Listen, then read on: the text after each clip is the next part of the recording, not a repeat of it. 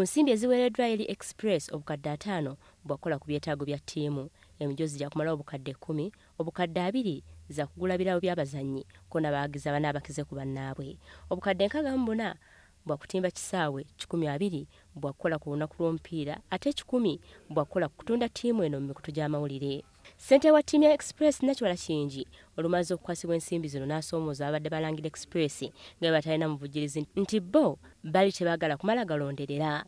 Era tulaba obwaliro nti ekibali kigudde n'amenvu ng'abasoosookedde ebintu ebisoba mu bukadde 3 obuweereddwa Express Football Club okwongera okuteeka amaanyi mu nteekateeka yaayo n'okuweereza omupiira eri ku buli munnayuganda.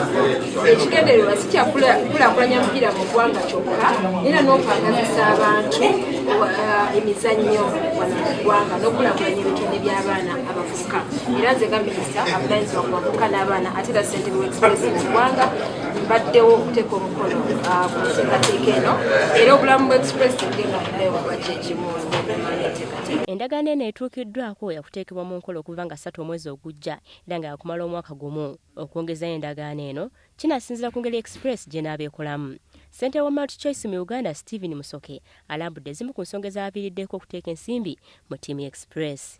Era bwe twatunudde mu Uganda yonna mu kirabu za Uganda ne twesanga nabamu Express FC yesaanira okubeera nga yeegatta ku DSTV okutandika okukulaakulanya emizannyo gya Uganda.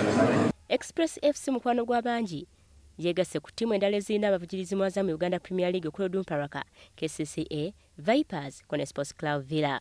Express yakamala mu nsiko y'omupiira emyaka egiri mu 6 era nga bakongula ebikopo 216.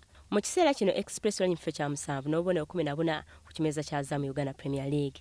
Olivia Nakate, WBS TV, Amasunsule.